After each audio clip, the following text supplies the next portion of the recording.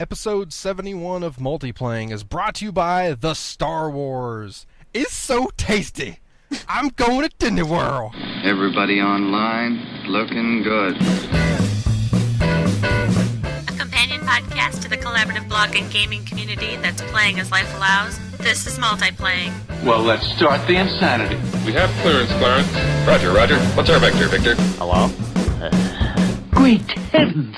What kind of radio show is this? It's a whole new world. We're all going to hell. Welcome back to Multiplaying, everybody. Right. Let's see, tonight on the show, Dean, what are you drinking? Oh, that's different. I'm drinking. Yeah. We're mixing it up. All right. I'm drinking the old Steadfast, the Pyramid Hefeweizen.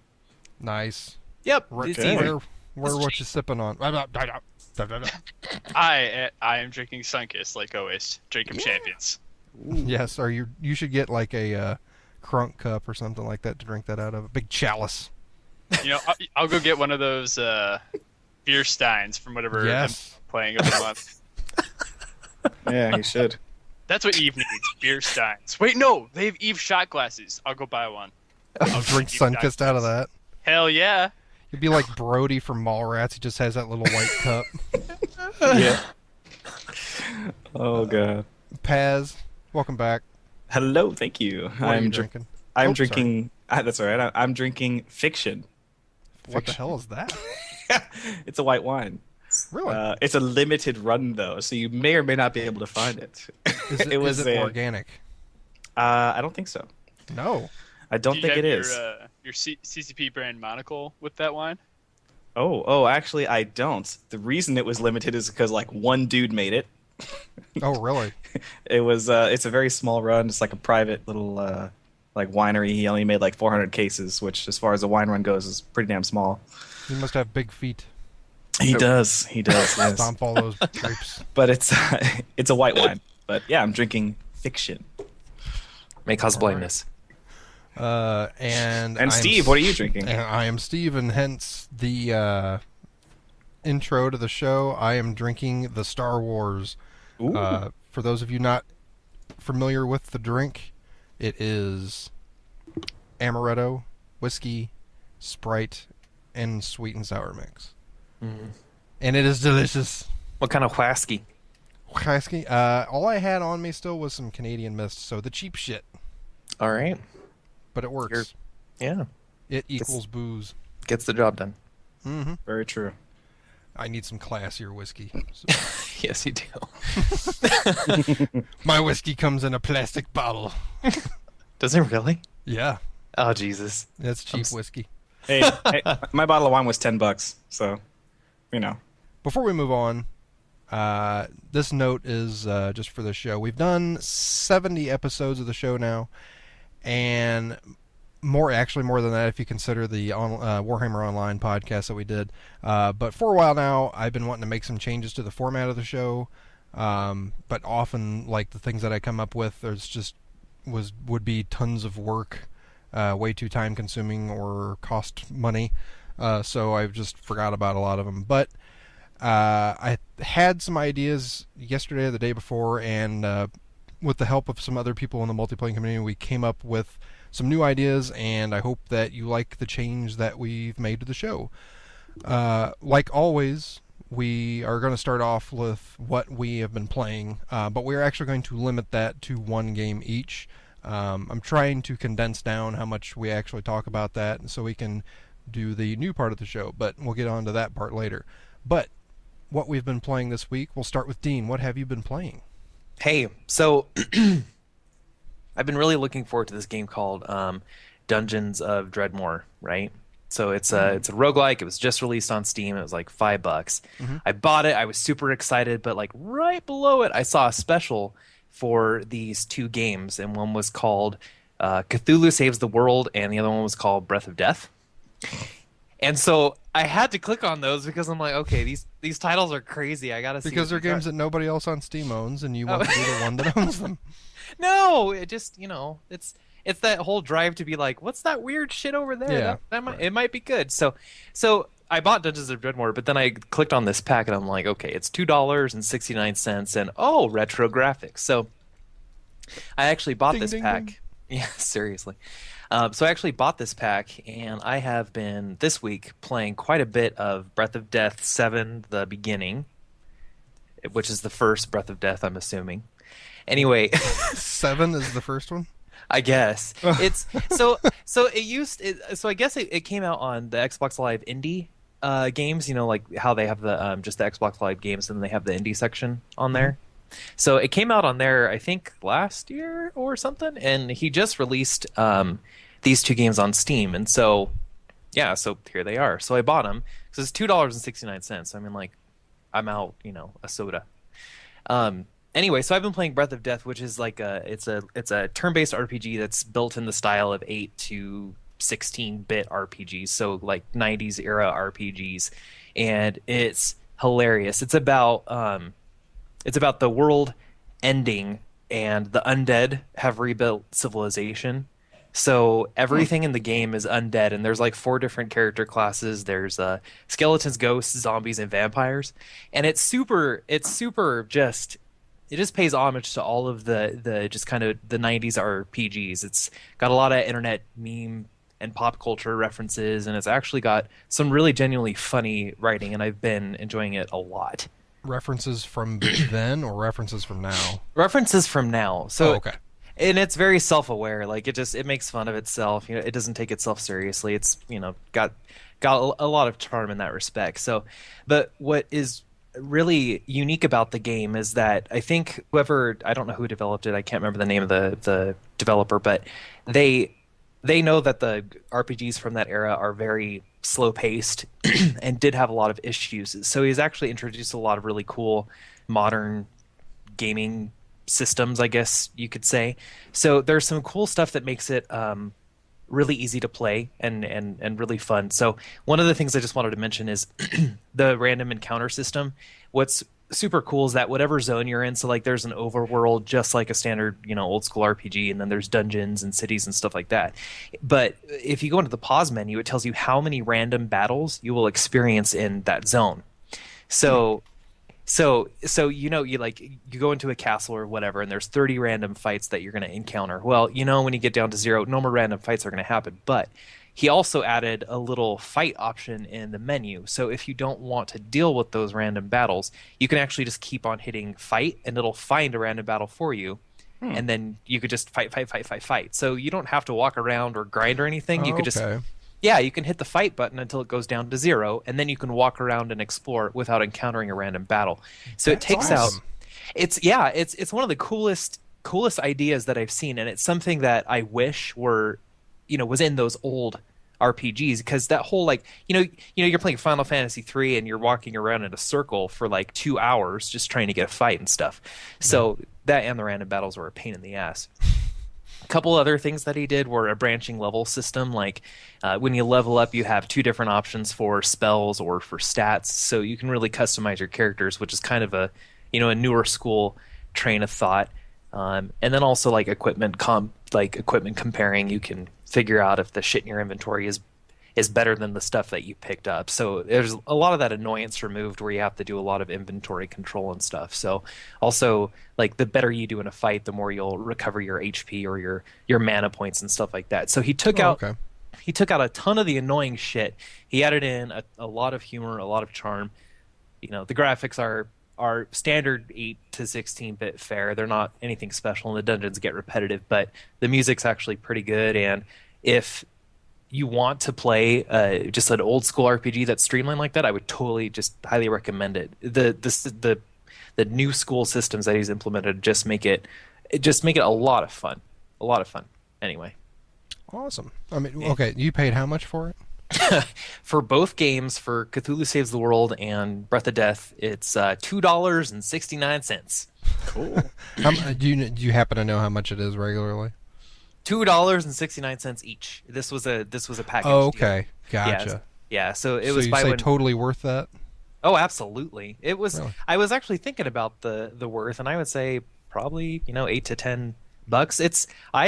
I haven't had this much fun with a old schoolish RPG in a long time. I usually hate just the JRPG old school stuff. Like, they're not fun to me because because of the grindiness and the stupid Right, recovery options and stuff like how that. long it takes to do anything. Exactly, and he took all that bullshit out, and it's actually fun. That was actually kind of I was thinking about old school RPGs because someone in the random internet stuff on the forums posted one of the best pictures I've ever seen in my life. Didney Worl?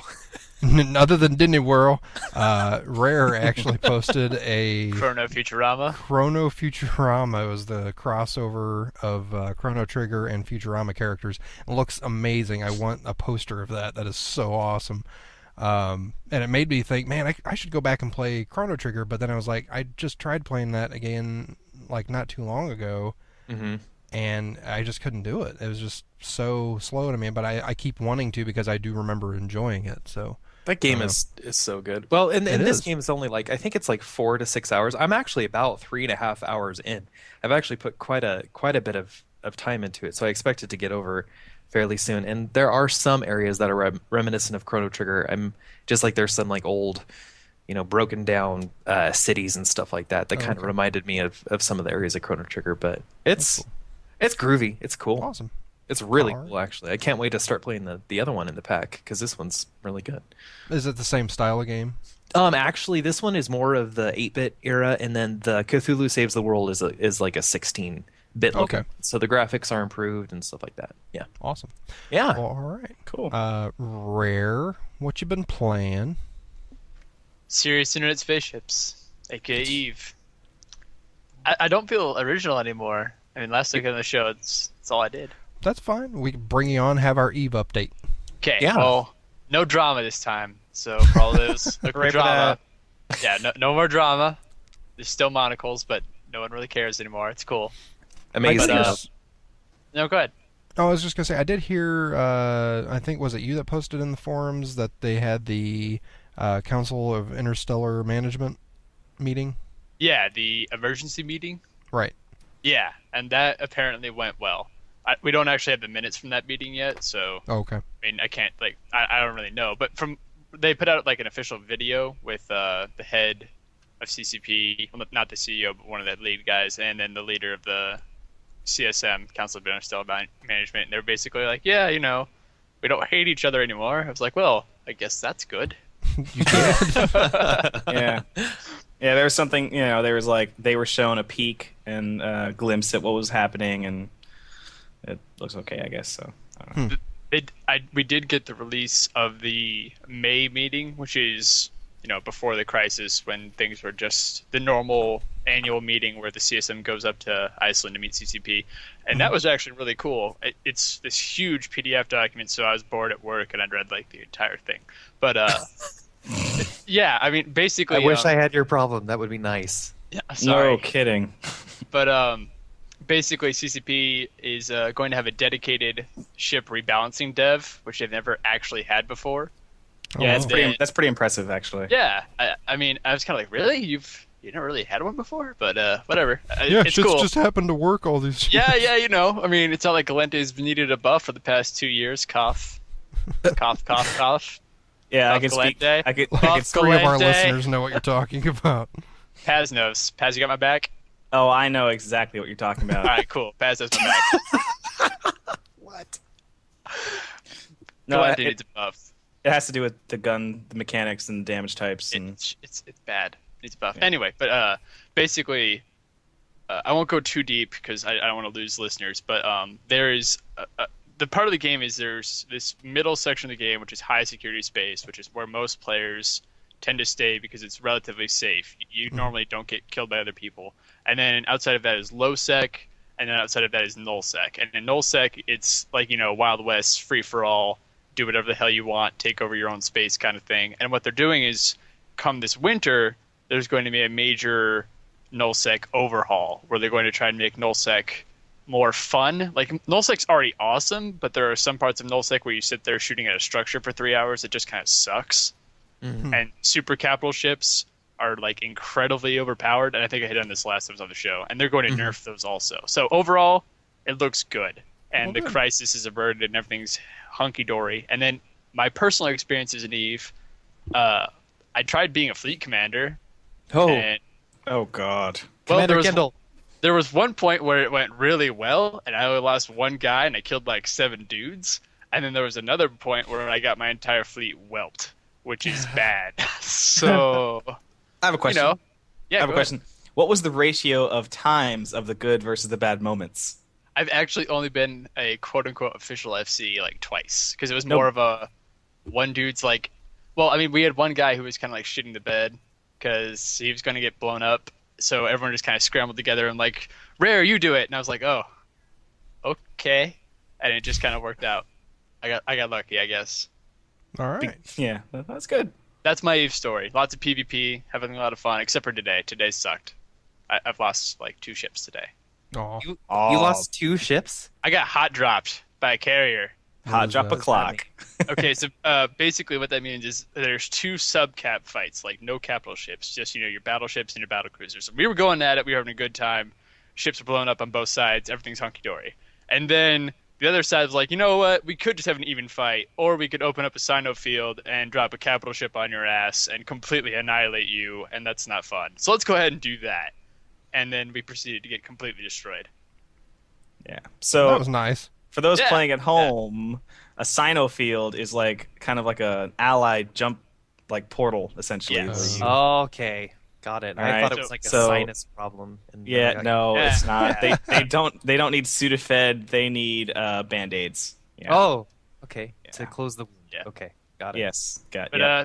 other than getting hot dropped, which kind of sucked because we lost some pretty expensive ships, I've been having a great couple of weeks. So Eve is good. Come back and play Eve. Odie's playing Eve. Paz is playing Eve. Tax playing Eve. I'm so Odie's jealous that you can have so much fun in that game. I've always wanted to have fun, but I get so sucked into the. I mean, as Not much gonna as people are like, oh, it's so much time commitment. It's really not. If all you want to do is just PvP, Yeah. you just got to make sure you have enough money to PvP. So I guess that's where a little bit of time investment comes in. But it's not like you have to play 4 hours a day to be successful at Eve. Yeah, I'm only playing like an hour a day, and I'm doing quite well for myself. I just wanted a ninja salvage, and it wasn't working out for me. You ninja salvaged? That's what I did. He tried, yeah. I tried, but it was very Some- time consuming. Did someone At kill you? least he tried. No, Were they nobody abandoning ever their killed wrecks me. at least? One time. Okay. Actually, are you playing anymore, Steve, or you're pretty Not much really. just back in rest? Ever since I actually had to reinstall Windows, I haven't even installed Eve back on it yet. Oh, what a shame, man. You had such a cool ship last time I saw you. I did. I was actually trying to get the Thorax the last time I was on there. I was trying to save up enough money for it, but Oh, I have like 4 of those. I can just give you one. So because it. I prefer Paz is like, well, I could go salvage, or I could just mission and make like 50 times your income. I ended up. That's what I started to do towards the end. Was started doing missions. Well, even besides that, I started manipulating the market, and that's been going very well. Well, good. I'm still gambling in Eve. I really need to stop doing that. gambling. Yeah, I just like quadrupled my initial like money today. Are you? Did you join the Ponzi? What do you gamble on? Okay, so it's kind of like market manipulation, where there's a website. It's called Sommerblink, and it's sanctioned by CCP. It's not actually run by them, but they said it's okay. And basically, how it works is, they put ships and items in the game, and it's like a really fast mini auction where there's like slots 1 through 8. So you buy a slot, and if that slot ends up being the winning slot, then you can either take the item or take the ISK value. So I put in like 100 mil, and I won like 400. Wow. Is there The any way point to like is, pimp whores? there's a damsel in distress, and what's the other item, Paz? It's not. Is it prostitutes? There are prostitutes. No, yeah. wait, exotic dancers, and they're Yeah. both Oh, considered, that's what I think. and they're both considered livestock items. Yes. Oh my They, god. they are livestock. Yes, that is. Coming back to Eve. Gonna gather me some livestock. Whenever you Oh, PvP, you have to have the damsel in distress in your cargo hold. It's just good luck. Gonna brand their asses. Are you Hell serious? yeah. Like you guys, that is considered good luck.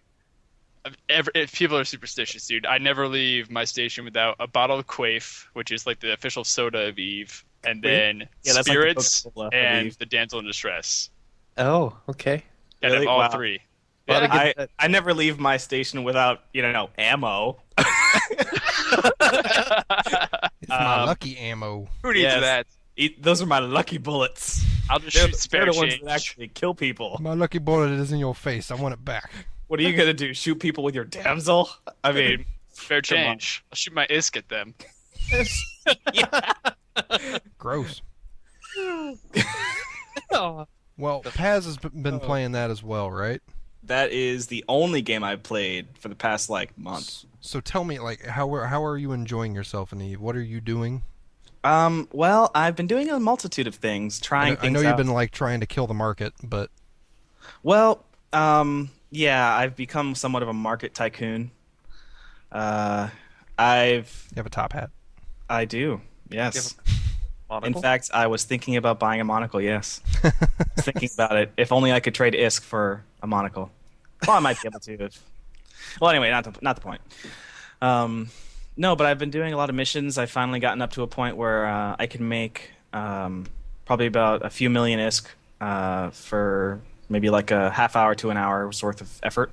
Mm-hmm. Jesus.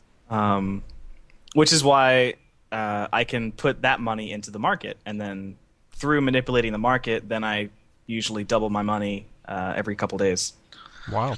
How much is Plex again, by the way? It's about 360 right now, Paz.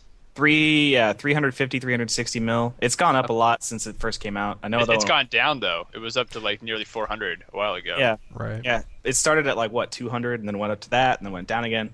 I don't know, but Yeah, okay. but technically speaking, right now I have enough to get to buy myself about 3 months of playtime if I wanted to with ISK. You already have 900 million? Yeah, Wow. yeah. Good I've for been you.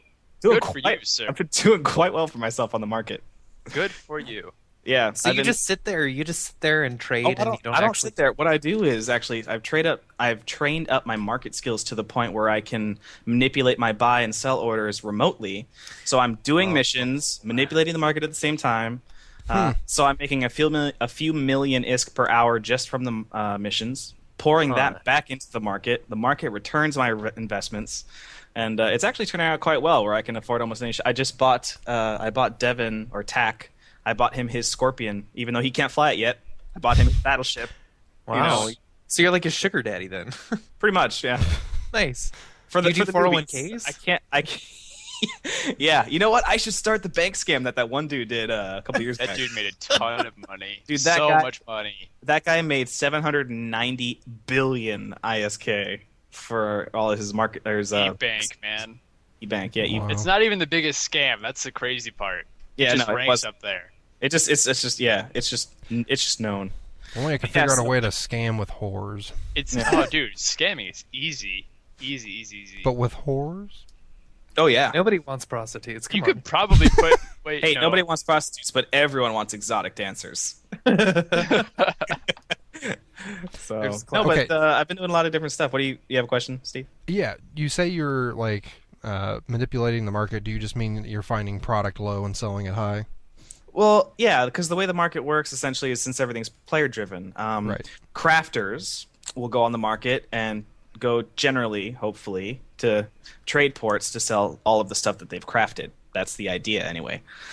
So they will go and they will sell it on the when they're selling it. You have to have your buy order, your bid for buying the items from the crafters. You have to have your buy order the highest. Once that happens, if your buy order is the highest, hopefully you will gain all of the sales for that day. But of course, there's bidding wars, and that gets into the more detailed stuff of micromanaging your bids. But Market PvP. market PvP, yeah. And so the Kinda idea is that you eBay. eBay, yeah. So then you would buy your bids are just there, and hopefully you would earn the item. So lately, I've been trading battleships, and like it's no big deal. I've been buying and selling battleships. You're like, yeah, I got this yacht. Yeah. I've sold 23 of those today. You know, anyway. Ah, But Mr. Puddlesworth bought the bigger yacht. I must outdo him now. yeah. Yeah. Yeah, exactly. But then the idea is that you buy it for, let's just say $1. yeah, let's just say a battleship is just as a low bid, you're like, "Oh, I got that battleship for 70, but then I can sell it for 80." So you earn 10 million ISK just on that one sale on one battleship. Okay. So then you just do that on whatever items make you money. I mean, some people trade in ore, and they buy millions and millions of ore, and then sell it for, maybe 1 ISK more, but each unit of ore sells for 1 more. And, you just do whatever item works for you best. Like, I don't have the time investment to sit on it all day and micromanage the ore prices. Right. So I do the stuff that have a large overhead, and I just change it like twice a day, like once in the morning maybe if I have time, or once in the evening. And I've been doing quite well for myself, selling a crap ton of variety of the different battleships and cruisers and. So you're the asshole who's outbidding me in Doe Dixie every day. I am, yes. My sales have gone down, you jackass. I know. I've been Do you need to borrow some money, Rare? Oh. No, I'm good. No, he has quite a few billion ISK. He is fine. I'm the one that's up and coming that's trying to build my capital. Dude, if you already have a billion ISK, honestly, you need to come move down to 0-0 with me. There's no reason to be in high sec anymore. Isn't this moving a little fast, Rare? I mean, No. come on. Nope. No. No, You move on down. We'll live together. Make money. Have a happy Nice life. place. Yeah. Live in station. To be perfectly honest, it really He's got, should. like, 10 exotic cans? Once I've got I do. Like right now, I have a lot of my capital tied up in the market at the moment. But once everything sells out, I'll probably have like 1.5 billion. I would say maybe. All you gotta do is just make one alt and then train him for like 2 days in market skills, and you just keep him in that station. That way you can base trade and be in 0-0 at the same time. Yeah, no, I know. I should have done that in retrospect, but I didn't plan on going out of high sec anytime soon. So I just trained my main guy in market skills, which is fine with me, honestly. But Honestly, anyway, yeah, go ahead. But yeah, I don't know. So it's like the thing is that I enjoy doing missions and I enjoy manipulating the market and stuff. And the most important thing to me is that as a casual, I mean, I am still a casual gamer more or less. I only spend like a few hours a week when you total it all up, actually playing. So the really thing that's really kind of struck me as amazing is that in Eve, even though the skill system is very daunting, I've realized a couple of major advantages to that system. First thing is it eliminates power leveling in the sense of paying someone to power level your character up to level 50, and then you just log on and your dude's level 50, because you can't do that. Everything is based on real time. Yep. On real-time learning. So that's great. And then the thing is that I actually average more advancement in Eve than any other game, because for the, say, 12 hours that I'm at work or whatever, the skill is still learning and going, and my skill queue is just burning away real-time, whether I'm online or offline, and I'm actually advancing much faster in Eve than I would in any other MMO, respectively. You know? That's cool.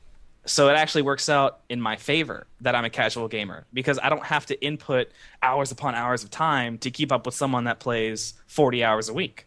I'm actually on the same level, except for maybe he has higher standings with corporations, or maybe he has more money. I don't know. But as far as skills, I'm right there, right next to him. I'm still neck and neck with him, and it never changes. Oh, you know? awesome. So that's kind of why I'm really loving Eve so much, is that you can do anything and you don't have to have the time investment to keep advancing. Indeedy. That's why I love it. Great. What have you been playing, Steve? Oh, what have I been playing? It was a hard decision to come up with one, because I wanted to kind of talk about Rift, but It's blank. it's blank. I was It is waiting blank. until right now to make my decision as to which one I want to talk about. I want to talk about TF2. All right. Yeah. 'Cause Choice. I have been Good playing choice. a shit ton of Team Fortress 2 lately. Now that it's free.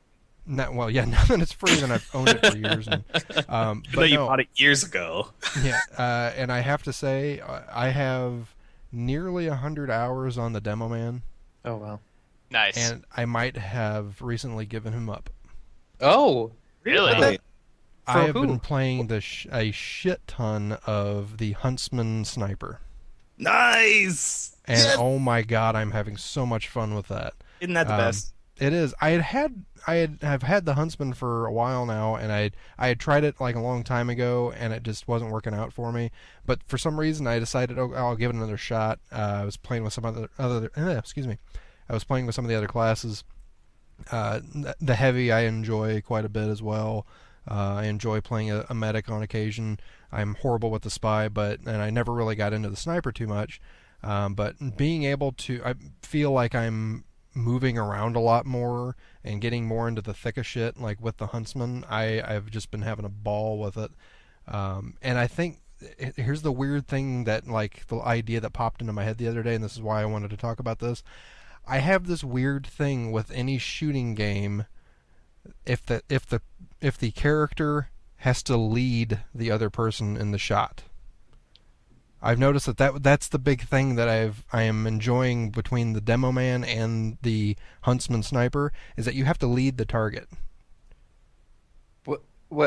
You know what I'm talking about? Oh, with Nope. grenades. I Well, think I like understand with the now. grenade, like if someone's running across you, you have to kind of like aim ahead of them and try to shoot them like in front of where they're going to be. And same thing with the Huntsman. If they're running around you, you have to try to figure out, okay, I have to be this far ahead of them to shoot them. And I've always had that in first-person shooters. I've always enjoyed that aspect. And then it clicked the other day where that originated from. This is how my head works. Mech Warrior 3. Yes! That's fucking old school. If you ever played Mech Warrior 3 online, Fuck yeah. you had, because this was back in like modem era, you had to learn how to lead the target based on lag. Because you had to look at your target and look at the ping, and then figure out how basically based on the ping how many like how far ahead you had to shoot in order to actually hit them, given like the net code. That was how like crazy that game was. And I had joined back in the day. I mean, I was still like when I think I was living with my parents still.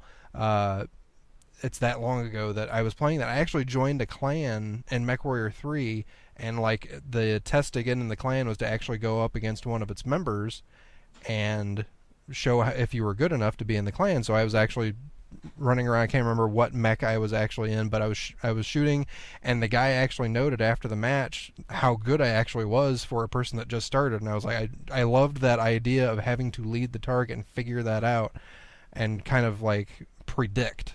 And that's what I think I love about like the Demo Man and the Huntsman Sniper in TF2, that you have to do that. So weird, crazy thought, but that's why I'm enjoying it, I think. That's actually interesting. There's a little bit of strategy to it then. Yes, I mean, other than just shooting and clicking, pointing at something and shooting at it, there's a little bit of strategy. You have to kind of predict what the person's going to do at times.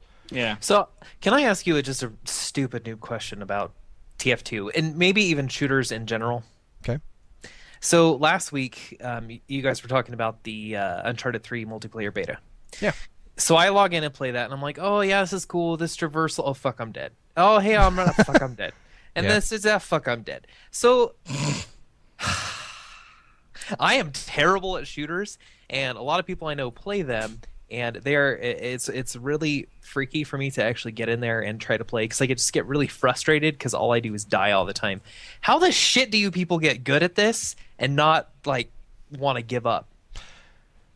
I don't know about the not wanting to give up, because I just enjoy it. But the getting good at it, like I said, 100 hours on the Demo Man. I've put a shit ton of time into TF2, and I instantly, like, I was playing the Sniper a bunch the other day, and then I went back to the Demo Man, and I felt like I was a god, because I was just doing so well with it, because that's just my character. And I'm getting better at the Sniper because I'm enjoying that activity of it. But time, I mean, it's just a matter of, some of it is skill of just being able to be aware of the map, be aware of people who are probably going to go, just really just being aware of your surroundings in general, and then just the aim. The skill is the aiming part, but a lot of that I still think comes down to just time of playing it and getting used to the feeling of it. But I mean, hell, I'm in my 30s now, and that was one of the things that I was thinking the other day as well, is that how well I was doing against other people, and I'm like, man, I would expect by now that I'm in my 30s that my skill level in things like first-person shooters would start to taper off, but it's not, and I'm like, I was happy about that. You're only 30, man. It's not like you've got the shake. Well, I'm How 31. old till you retire? I know, but I was still happy with myself. So, yay, kids, I'm kicking your ass. So what you're telling me is that I just gotta not give up and just keep on playing. Yeah, but I think if you're not enjoying it, then you might not ever enjoy it. But I mean, if Shooters aren't for everyone. Yeah, shooters are definitely not for everyone. Just like MMOs are just not for everyone. So it's if you sit there and play for 20 minutes, a half hour, and you're just frustrated with it, you might not ever get past the frustrated part. Yeah, it's just a feeling of like I'm dragging everybody down because I'm doing so shitty. Well, like, I would say in TF2, don't worry about that. honestly, there are some fucking horrible people out there, and I'm sure you're not one of those people. Especially now that it's free. no, Dean. Yeah. My Eve Corp plays Battlefield, and they always have me come play with them, and I am awful at Battlefield. Like, Yeah, get he up, is. die in 2 seconds. Yep, Awful. at that's rare. Battlefield. I played with Rare before. That's rare. I am so bad. The same way too. Like I'm just as bad as that. So honestly, even though I love TF2, I suck at Battlefield. It's just a matter of either knowing the game, and if you really want to play it, then just play it. Like, don't get frustrated that you're dying. I just suck at Battlefield. And in that same regard, Uncharted 3, I love the game. I love playing it online. I am not good at multiplayer on that. I'm pretty hard. awful. That one especially. I feel takes a lot of getting used to. When the Uncharted 2 came out with the multiplayer, I eventually got used to that feel, but it took me a long time. And I think by the time I was actually decent, I was getting burnt out from trying to get better at it. So yeah. But that is one game I'm not good at, but I do still enjoy. I love that it exists. So Yeah. I mean, I'm terrible at Battlefield too, but yeah. I mean, it's still fun as hell. Like, I'll never understand how people get so good at flying the helicopters. I'd be like, Oh, I know. I'd be like, really, guys? I mean, I try, and I'm like that guy that looks like he's had way too much to drink. You know, I'd be like, oh, here comes the support. You know, Back when I think I got one guy, guys. the one I crashed into. Yeah. You know, they're like, what the hell? Back when it came out, I had a flight stick that I used with Battlefield 2. And Oh, no, I was using a flight stick, and I still crashed. Oh, okay. Well, I got pretty good at flying the helicopter, but I kind of stopped doing it because, like, I felt like I was like straining every muscle on my arms trying to control the damn thing and not crash. I'm like, Maybe that's Training what for real actually life. feels, yeah, maybe that's what it actually feels like when you're a helicopter. probably. You're like, it was a force feedback hope flight not. stick. So. it was forced feedback. It's like kicking your ass, Yeah. and all you're doing is flying someone to a location. Grows legs and just beats me over the head with itself. Yeah. You get off the game and you're like, oh god, you know, your arm is sore for like 3 days. Battlefield. You're gonna be like that one. I forget what movie it was, where the guy was only working out one side of his body, like Oh, the yeah. entire movie, and then at the end he was like a superhero but awkward. Anyway, Well, that is everything that we've been playing. The next part of the show, and basically the rest of the show, is going to be kind of short. What's going to happen from now on is, at this point of the program, we will go over some answers to a question that I ask, and I'm going to ask the question now. What we want to do is try to get more people to email us, talk to us on Twitter. So you're going to see this question kind of pop up on Twitter, or at least link to the show notes from this week. Just, if you would, email us at multiplaying@gmail.com, your response to the question. Or if you would like to, go to the website and post it in the show note comments. Like I said, the question will be in the show notes if you want to review, or you can just hit rewind and listen to it again. Do people have rewind buttons still? I mean, I don't know. That's a good question. So this week's question for next week, and like I said, we will read off your answers to the question and then discuss it ourselves. But this week's is actually brought up by a post I read on Blue Kae's website. He was quoting an article by Sip over at Massively, and the quote was, "MMO players as a whole do not do activity for fun's sake if a better reward or for equal effort lies elsewhere." Blue Kae noted that he'd rather do the fun activity regardless of the reward. It's that short post actually started a discussion, and I'm going to actually link to the article in the show notes as well if you want to go read all the comments. But it started a discussion between myself and another commenter about what is fun in an MMO, and that's kind of the question that I want to ask is kind of two-parted. One, would you play an MMO for the content if there were no rewards? And the other part of the question is, furthermore, why do you play MMOs? What fun is it to you? Where do you get your fun in an MMO? Like I said, email your answers to that to multiplaying@gmail.com, or drop them in the comment section on the show notes at multiplaying.net. One last thing I wanted to bring up. We are going to have another TF Tuesday this upcoming Tuesday. So 9 p.m. Eastern, we are going to meet up. If you are not already a member, go to the site and click the link. Oops, I need to put a link on there probably. For the Steam group. Join the Multiplaying Steam group and find us next Tuesday. That would be the 19th. At 9 p.m. Eastern, and we'll join up and play a game of TF2. It's free. You should do it. It's fun. And until then, we will talk to you later. Bye. Later. Bye. Well, gentlemen, no point in hanging around this dump any longer. Wait! Where are you going? I was going to make espresso. Show's over, folks. You can't go! All the plants are going to die. Take off, eh? Thanks for listening to Multiplaying, the companion podcast at multiplaying.net. Questions, comments, feedback, errors, etc. can be sent to multiplaying@gmail.com. We invite you to write a review on iTunes and visit our website at www.multiplaying.net. We've made a lot of friends, shared a lot of laughs, often at the expense of others. I think some people are going to be upset. Let me just close this conversation by saying you are one unique individual. Thank you and good night. Anyway, so yeah, now I've got my little queue of Hey, Dean's in here. all the random shit. Also, the certifications. And I'm hung. I don't. They don't. What? You're hung. My computer's hung. Hot. Well, I mean Hung that up? too. Wow, I mean, what is it like? It's like 10:15. I thought he was saying, what's it like to be what hung? is it like to be hung? Let me tell you, Rare. What is it like? Let me tell you. Let me try to describe the Dear God, position no, I'm please. in. Please don't describe. I don't know. So, do I need to just like run up into people's face and then burn them with my pyro gun? Yes. Okay, run But they forward, shoot left me. click. Run They forward, left sh- click. No, I get that, but they That's shoot how me. pyros work, dude. You're Oh my a pyro. god, why are they shiny? They're shiny. Who's shiny? The other team is shiny. Are they like army of soldiers shiny, like plastic? Yes. Yeah, I it means killed he's invincible. somebody. Sorry. Good job, You Dean. killed someone. Hey I man, did. you killed a guy. You It is pretty hard that to do with MP tag. flamethrower. I believe killing someone's illegal. You Well, might want to go to I- Mexico. I killed a cartoon man. That's There what you it- do. It's a Yeah, I then you might killed go to cartoon jail. I mean, Cartoon jail. Wait, so do we go to Serious Internet Spaceship Jail? Oh, I killed another guy. Maybe. yeah, Yes. you. You dick, you killed me. Oh, that's right, asshole. Learn how to play. Can you please make that the intro to the show? That's going to be the outro.